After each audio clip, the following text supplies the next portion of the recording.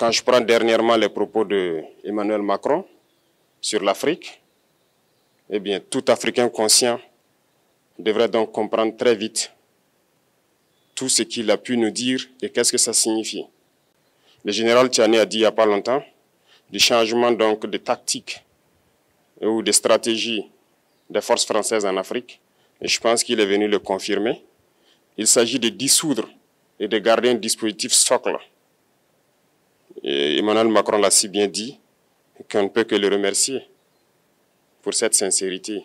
Même si certains ont voulu mettre la poudre aux yeux de leur population, mais la réalité finit par rattraper aussi. Ils ne partiront pas de certains pays. Ils ont juste dissous le dispositif. Vous ne les verrez plus dans des bases, mais dans les ambassades, ils seront là. Ils vont constituer des sociétés de sécurité pour sécuriser leurs sociétés qui existent dans ces pays-là. Mais les soldats seront là. Mais vous ne les verrez plus en tenue ou rassemblés dans des bases. C'est tout ce que ça veut dire. Ils vont se réorganiser, mais seront là. Il a parlé de politesse vis-à-vis de certains chefs d'État en leur donnant la primauté d'annoncer donc la rupture ou le départ des forces françaises. Ça nous importe peu, on peut dire. Mais tout ce que nous savons, c'est que si vous voulez une rupture avec ces forces impérialistes, c'est simple, on dénonce les accords. Tout commence par là-bas. Et je pense que l'exemple du Tchad, en tout cas, est palpable. Ils ont commencé par dénoncer les accords. Sinon, si on ne dénonce pas les accords, juste dire que les bases quittent, on n'a rien fait. Parce que le problème se trouve dans les accords coloniaux de défense qui ont été signés depuis l'indépendance. Le plus dangereux n'est pas ceux-là que vous voyez dans les bases. Le plus dangereux, ce sont les conseillers militaires. Les conseillers militaires existent dans tous ces pays.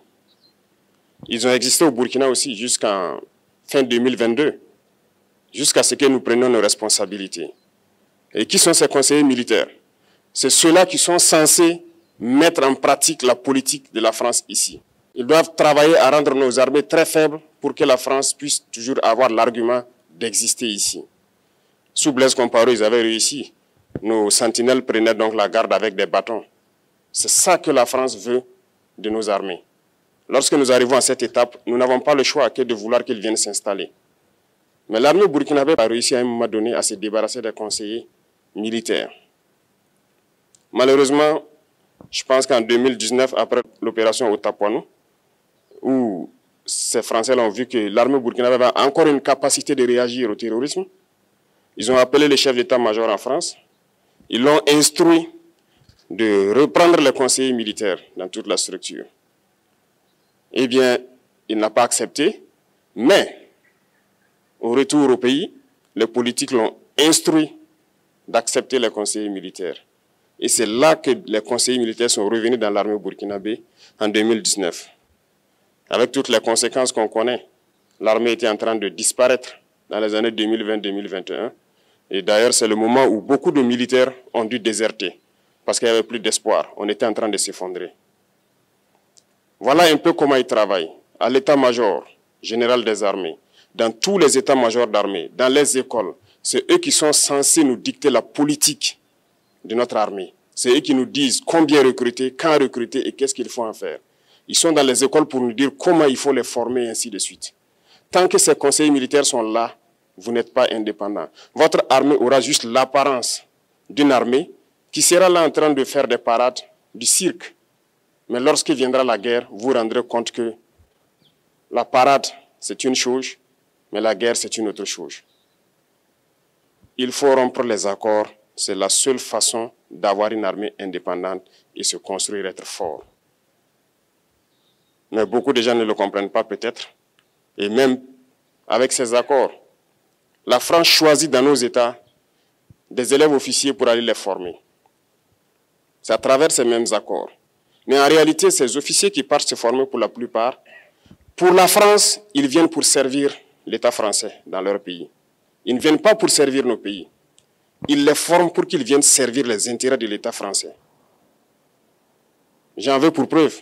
Lorsque nous nous sommes révoltés, beaucoup d'officiers au Burkina qui ont été formés en France ont été immédiatement contactés pour leur dire que c'est le moment de se mettre en action parce que vous avez été formés pour ça, pour servir les intérêts de la France. La plupart de ces officiers nous ont rendu compte. Nous avons pris acte et nous continuons de suivre. Lorsque un officier formé en France arrive dans son pays et par malheur meurt soit par accident ou bien sur le champ de bataille, en France, il y a une nuit d'hommage aux morts dans l'armée, comme partout ailleurs. À la nuit d'hommage aux morts, on cite le nom de l'officier en question et on dit « mort pour la France ». Ils ne le forment pas pour servir son pays, ils le forment pour servir leur État. Et dans beaucoup d'États africains, il y en a plein de ces officiers. Combien sont patriotes, Dieu le sait. C'est une leçon que Emmanuel Macron a donnée encore aux chefs d'État africains, de se rattraper et de pouvoir vraiment mener cette lutte contre l'impérialisme. Mais en plus de ça, il a aussi insulté tous les Africains dans ses propos. Il y a une partie qui a retenu mon attention, là où il parlait d'ingratitude. Et que l'ingratitude est une maladie non transmissible aux humains. Lui, il est humain, notre ingratitude n'est pas transmissible à lui. Voilà comment ce monsieur voit l'Afrique, voit les Africains. Nous ne sommes pas des humains à ses yeux. Peut-être que c'est lui qui n'est pas humain, il ne se met pas dans la classe des humains. Mais s'il y a bien un ingrat, c'est bien lui. Je pense que s'il n'est pas athée et qu'il prie, à chaque matin qu'il se réveille et qu'il prie, il devrait aussi prier les Africains. Parce que c'est grâce à nos ancêtres qu'il existe aujourd'hui une France. Il devra nous prier. À ses yeux, nous ne devons pas être des humains, nous sommes plus que des humains. Ce sont des messages très forts qu'il passe. Moi, je pleure le peuple français. Mais quand même, il est bien pour l'Afrique. Il est un mal nécessaire pour nous. Ceux qui veulent se réveiller, se réveillent. Ceux qui ne veulent pas se réveiller, comme on le dit, on ne peut pas réveiller quelqu'un qui ne dort pas. Les Africains doivent se réveiller. Nous devons travailler à être indépendants, à faire au moins ce que nos peuples connaissent le bonheur. Et la lutte contre l'impérialisme, c'est ça. Il faut décoloniser les mentalités, prendre en compte toutes ces données-là, parce que le monde nous donne tellement d'exemples à voir. Pour eux, il n'y a pas de morale. Ils peuvent vous désigner aujourd'hui terroriste, mais demain, vous êtes un héros. Par leur simple bouche. Ils décident de ce qu'ils font. Ils parlent de démocratie, mais ils se font eux-mêmes des coups d'État constitutionnels entre eux. Ils parlent des droits de l'homme, mais ils déciment des populations ailleurs. L'Africain doit se réveiller, l'Afrique doit se réveiller.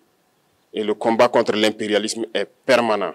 Et je vous invite à incorporer ce combat, à travailler en sorte que nous soyons réellement indépendants, que nous soyons autosuffisants et que nous puissions nous développer, connaître le bonheur, ce à quoi notre peuple aspire. Merci, je vous souhaite une très bonne journée, une très bonne semaine et une très bonne année.